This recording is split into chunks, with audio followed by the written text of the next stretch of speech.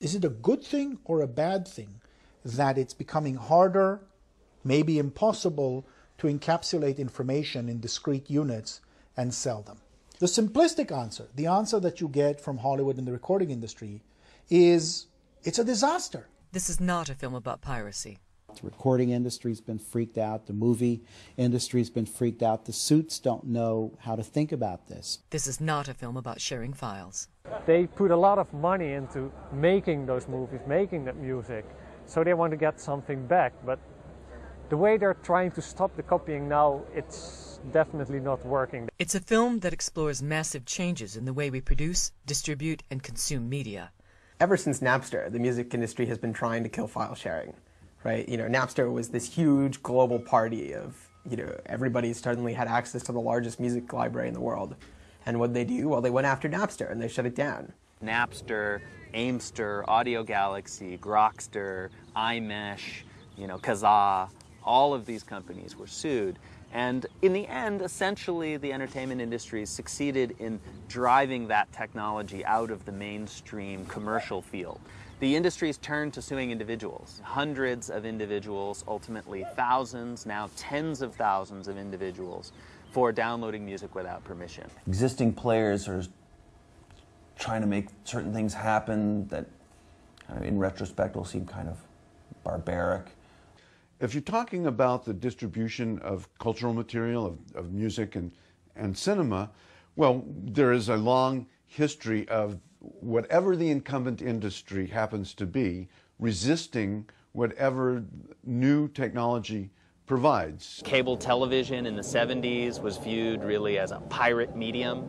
All the television networks felt that taking their content and putting it on cables that ran to people's houses was piracy, pure and simple. The video recorder was very strongly resisted by Hollywood. There were lawsuits immediately brought by the movie studios who felt, in fact, who said publicly that the VCR was to the American movie industry what the Boston Strangler was to a woman alone. New information technologies provide Hollywood and the recording industries with fresh channels on which to sell products. But they can also open unplanned possibilities for their consumers.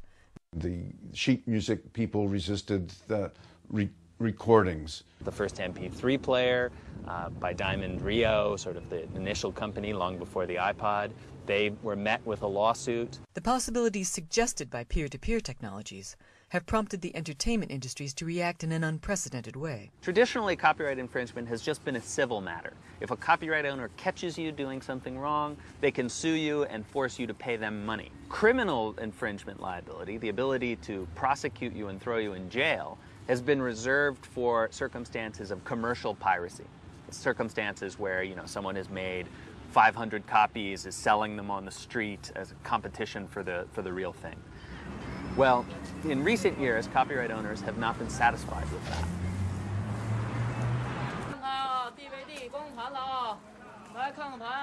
They have wanted to reach out and have criminal recourse against people who are engaged in non-commercial activities.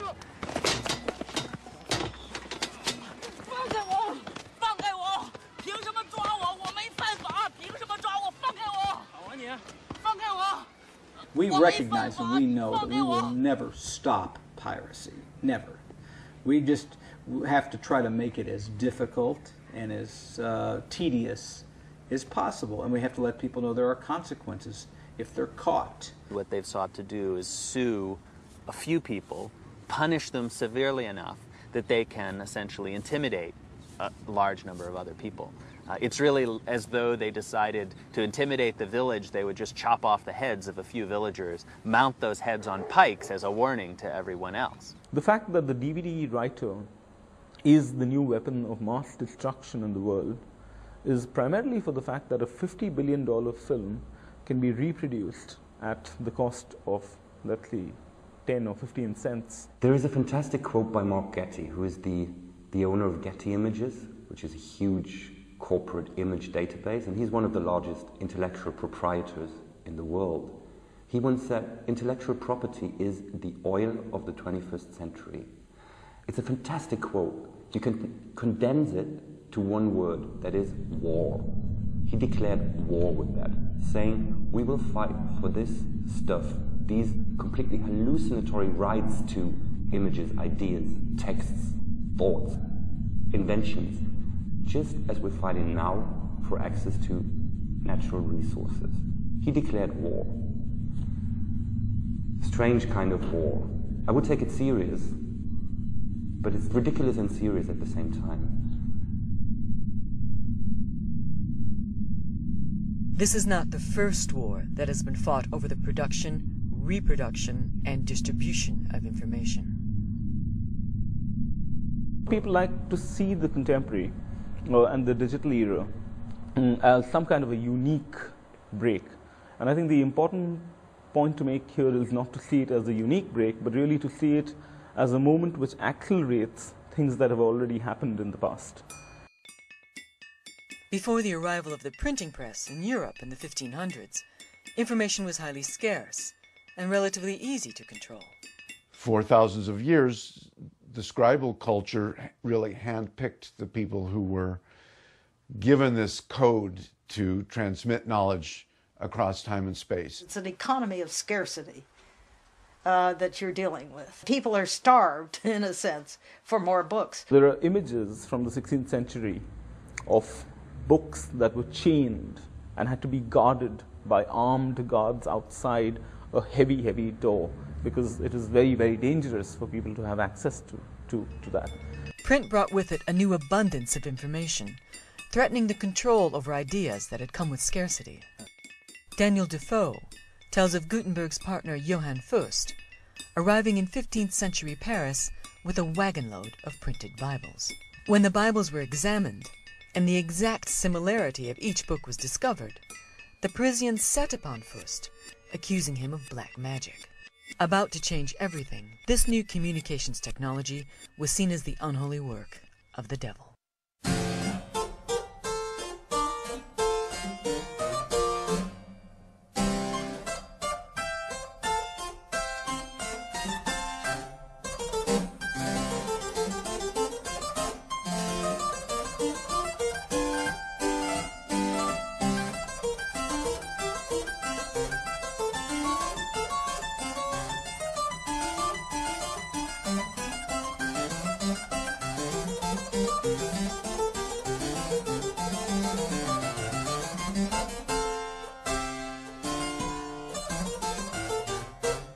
All of the emerging nation states of Europe made it very clear that they would control information flows to the best of their ability. The printers were the ones who were hunted down if they printed the forbidden text.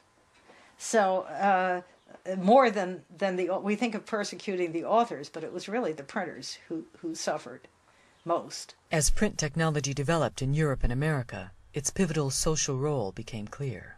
Printing becomes associated with rebellion and emancipation.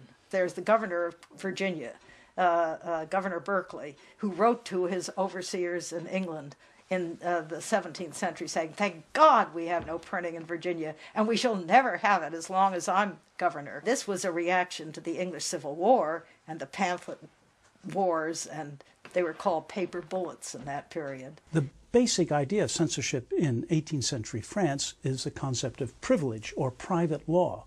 a publisher gets the right to publish a particular text that is denied to others. So he has that privilege. What you have is a centralized administration for controlling the book trade, using censorship, and also using the monopoly of the established publishers. They made sure that the books that flowed throughout a society were the authorized editions, but also were within the control of the state, within the control of the king or the prince. You had a very elaborate system of censorship, but in addition to that, you had a monopoly of production in a booksellers' guild in Paris. It had police powers, and then the police itself had specialized inspectors of the book trade. So you put all of that together, and the state was very powerful in its attempt to control the printed word. But not only was this apparatus incapable of preventing the spread of revolutionary thought, its very existence inspired the creation of new, parallel, pirate systems of distribution. What is clear is that during the 18th century, the printed word as a force is just expanding everywhere. You've got publishing houses, printing presses that surround France in what I call a fertile crescent. Dozens and dozens of them producing books which are smuggled across the French borders, distributed everywhere in the kingdom by an underground system. I have a case of one Dutch printer who looked at the index of prohibited books and used it for his publication program, because he knew these were titles that would sell well. The pirates had agents in Paris and everywhere else who are sending them sheets of new books which they think will sell well. The pirates are systematically doing, I use the word, it's an anachronism, market research. They do it, I've seen it in hundreds and literally thousands of letters. They are sounding the market. They want to know what demand is. And so the reaction on the part of the publishers at the center is, of course, extremely hostile. And I've read a lot of their letters. They're full of expressions like buccaneer and private and people without shame or morality, etc. In actual fact, many of these pirates were good bourgeois in Lausanne or Geneva or Amsterdam, and they thought that they were just doing business. After all, there was no international copyright law, and they were satisfying demand. There were printers that were almost holes in the wall or down in the... If they were printing subversive material, they could sort of hide their presses very quickly. People used to put them on rafts and float down to another town if they were in trouble with the authorities. It was very movable. In effect, you've got two systems at war with one another, and it's the system of production outside France that is crucial for the Enlightenment. Not only did this new media system spread the Enlightenment, but I won't use the word prepared the way for the revolution. It so indicted the old regime that this power, public opinion, became crucial in the collapse of the government in 1787, 1788. In Paris, the Bastille had been a prison for pirates. But in the years before the revolution, the authorities gave up trying to imprison pirates. The flow of ideas and information was too strong to be stemmed.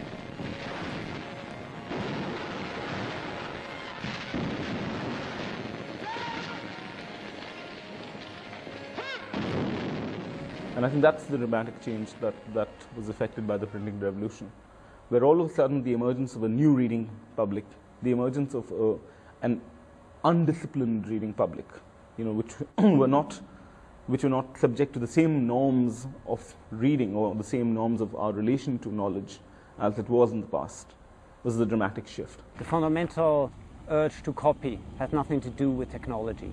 It's about how culture is created. But technology, of course, changes what we can copy, how quickly we can copy, and how we can share it. What happens when a copying mechanism is invented? And you can take the printing press or you can take BitTorrent. It shapes people's habits.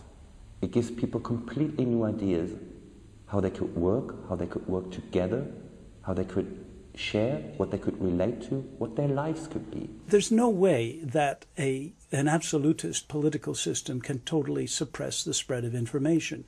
New media adapt themselves to these circumstances, and often they can become even more effective because of the repression. Why should improvements in our capacity to copy be linked to social change?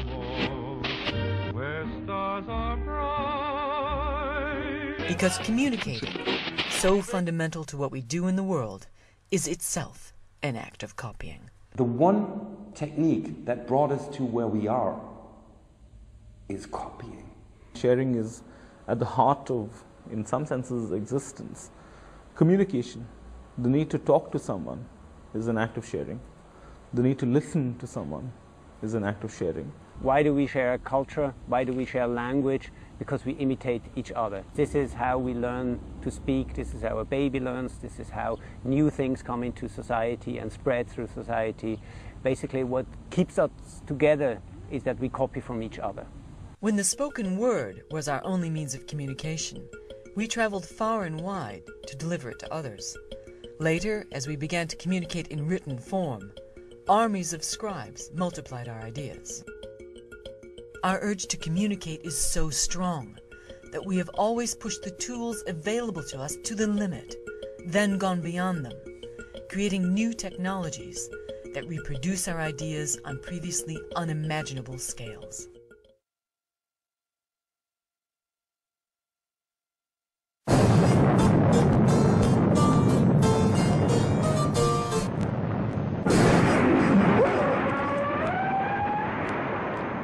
In 1957, the USSR launched Sputnik. In response, the American government authorized massive blue sky spending on science and technology, overseen by a new Advanced Research Projects Agency.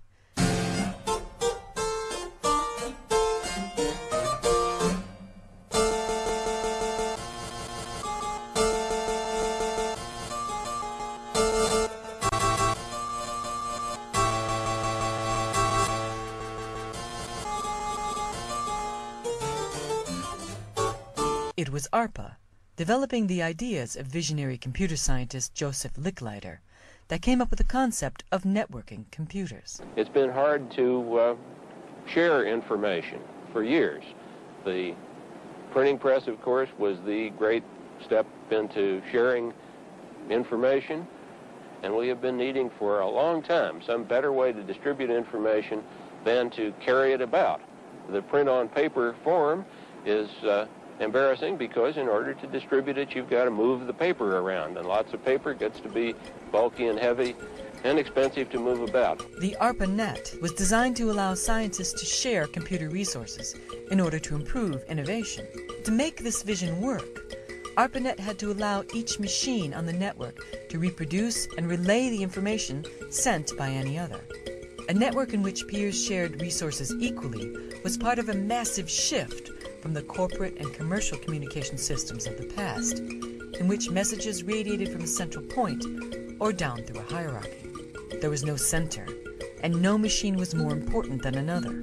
Anyone could join the network, provided they agreed to abide by the rules or protocols on which it operated. Ever since really the 60s onwards, packet switched networks are the predominant style of communications used today. Increasingly so in both voice and data. The Western world was transforming itself from the rigid production systems of Fordism to fluid work, lean production, and just-in-time delivery. It's a wonderful age on a beautiful stage demonstrated for you, been created for you. It's just a part of the thrilling start of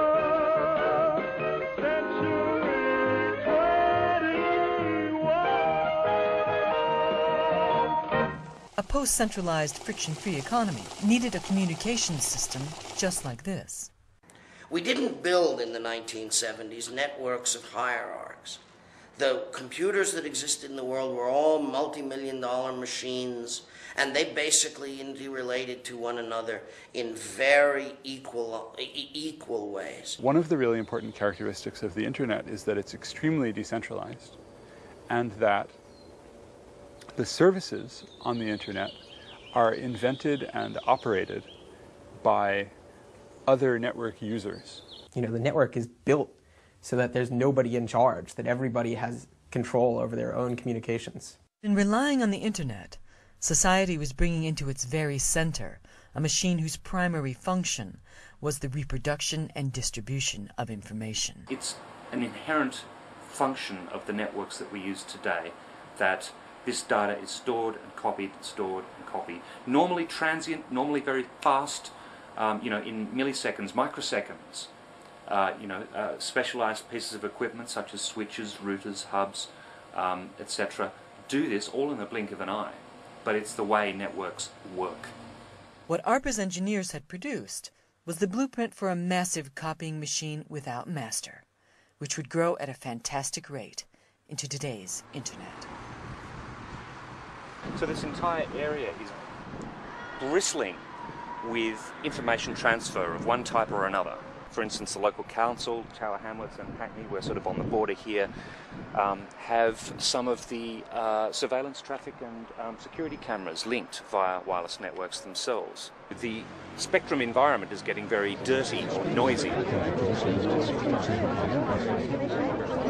Every single packet that flies through the multitude of wireless networks and through the internet is listened for, stored in memory, and retransmitted, i.e.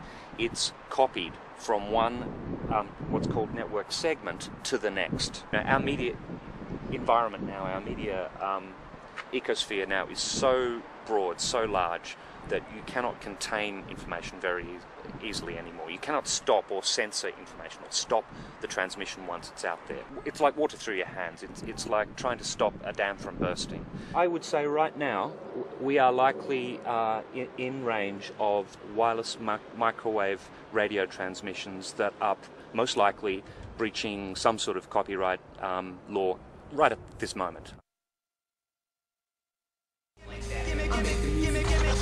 To try in the back of modernism and all this international law to make profit out of his own ungenerosity to humankind. One of the main battlegrounds in law, in technology now, is the extent to which it is possible to exclude people from information, knowledge, and cultural goods. The extent to which it's possible to enclose a bit, if you will, of culture and say, it's in a container, you have to pay me in order to access it.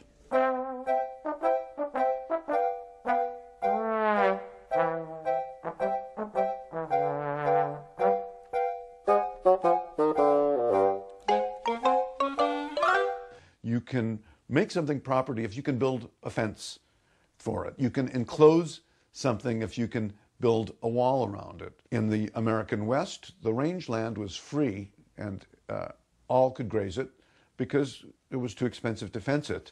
Barbed wire changed that and you could turn it into property. Culture came in these boxes. Control came naturally as part of the process of the existence of the medium itself. There's a thing, a book, a record, a film, that you can hold on to and not give somebody else, or you can give it to them. And the whole payment system was built around, do I give you this unit of information or don't I give it to you? And that was how the whole model of copyright was built from the book on up.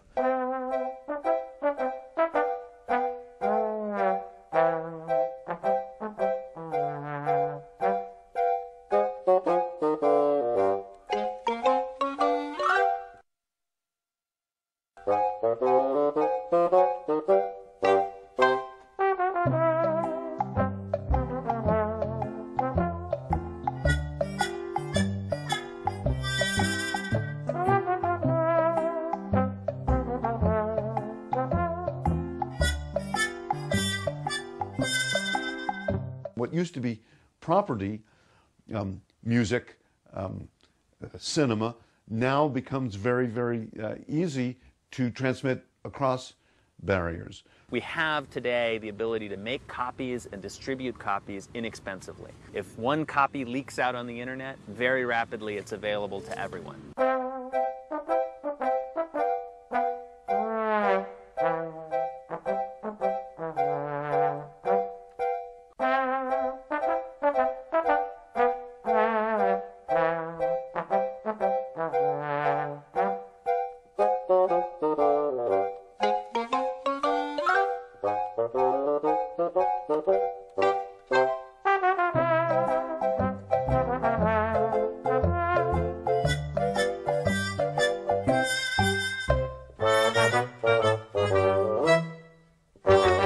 One can always try to create artificial boundaries, technological boundaries, which prevent us from sharing files, prevent us from sharing music, etc. But how do you create a wall or a boundary against the very basic desire of sharing? I think the war on piracy is failing for social reasons. People like to communicate. People like to share things. People like to transform things. And technology makes it so easy that there's no way of stopping it. The new generation is just copying stuff out of the internet. It's the way they were brought up. They started with Napster or whatever. Music is free to them. They don't consider music being something you pay for. They pay for clothes, they pay for stuff they can touch. Intellectual property is, what the fuck is that? Never bought a piece of music in my life.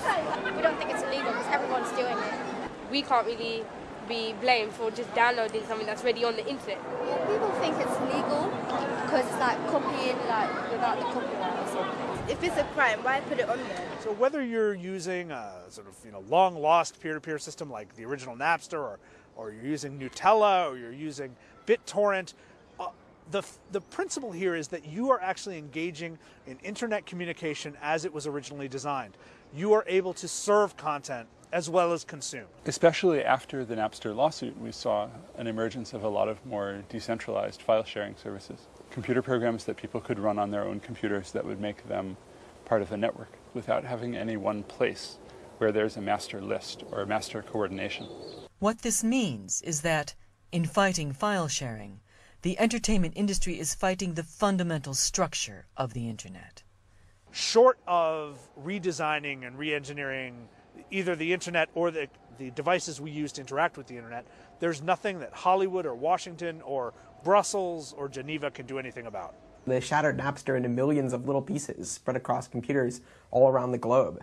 And now if you want to shut it down, you have to track down every single one of them and turn it off. And they just can't do that. You know, they send out letters every month trying to shut down a couple here and there, but it just doesn't work. You know, there are just too many. It's out of the bag now.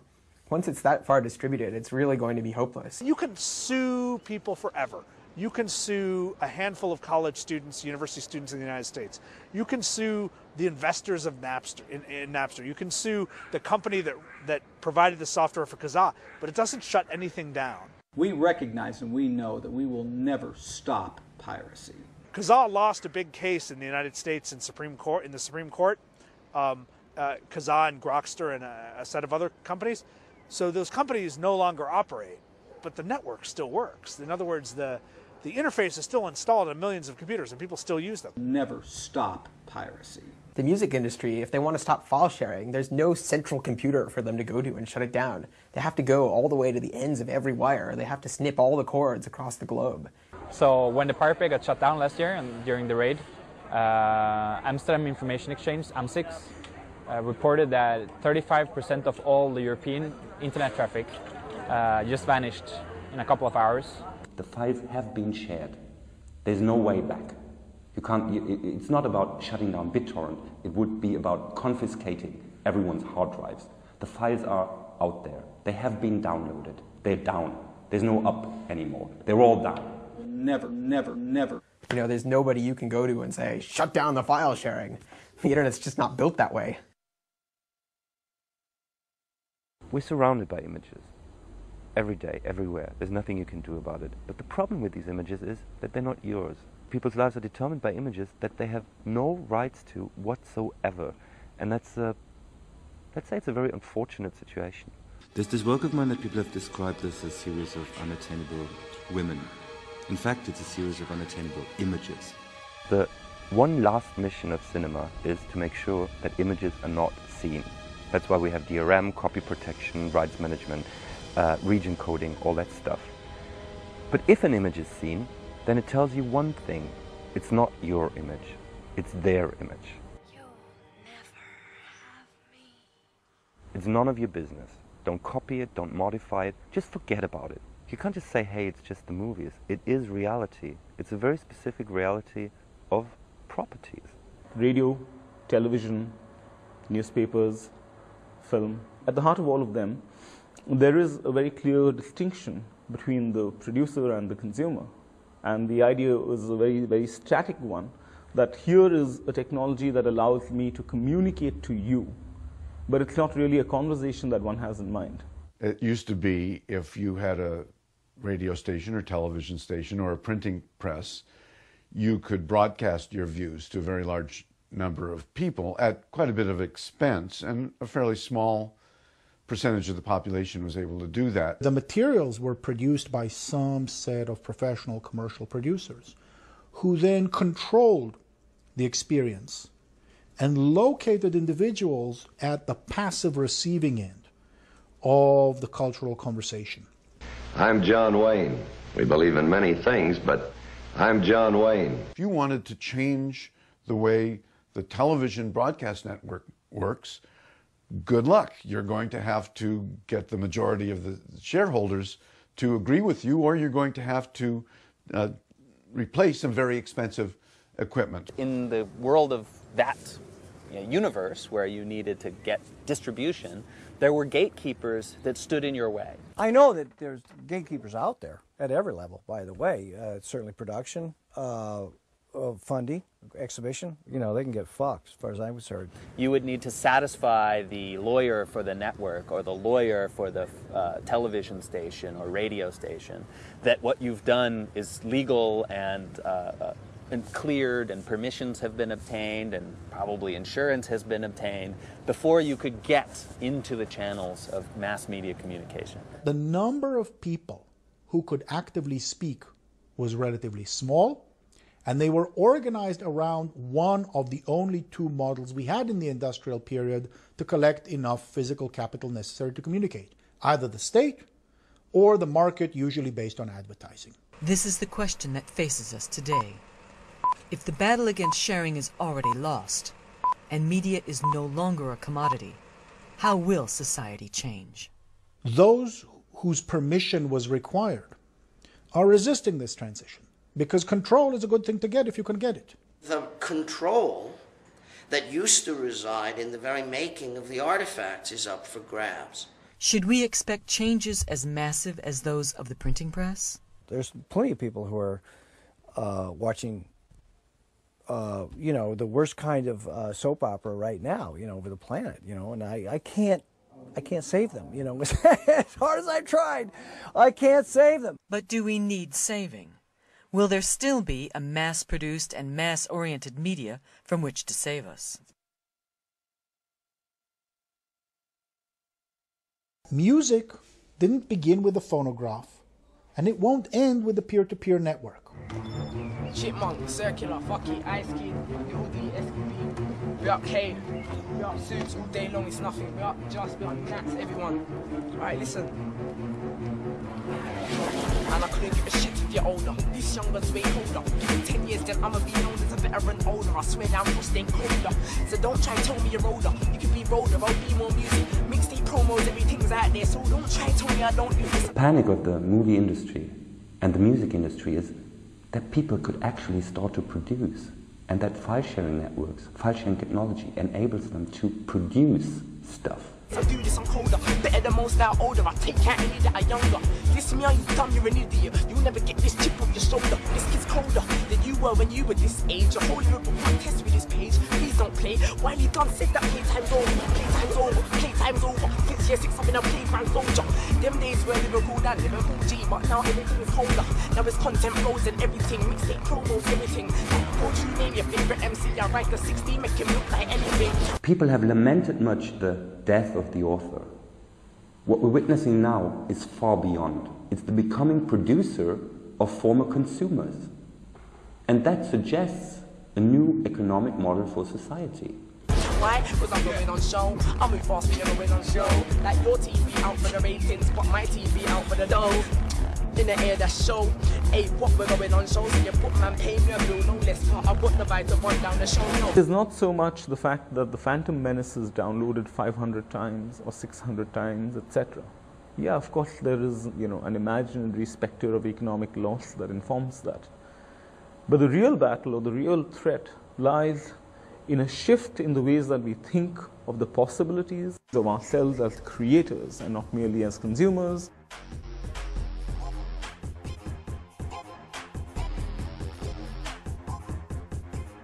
It's like a whole network.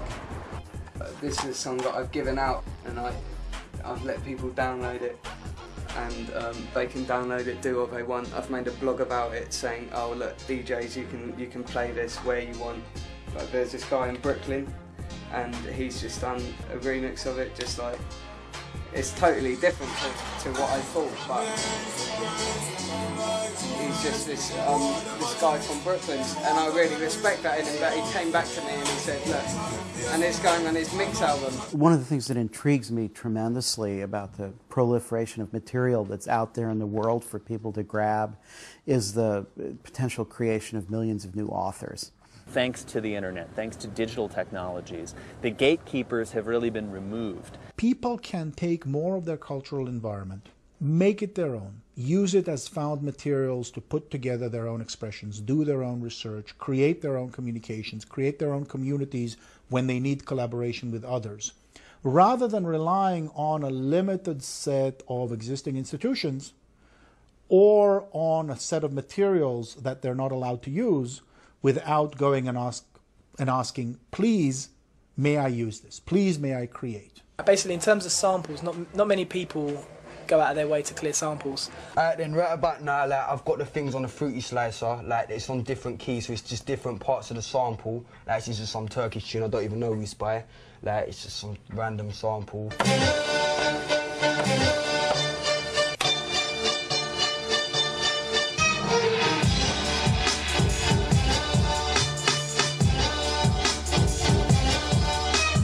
I make mainly instrumentals, so really I've made a tool for them to sort of MC to anyway.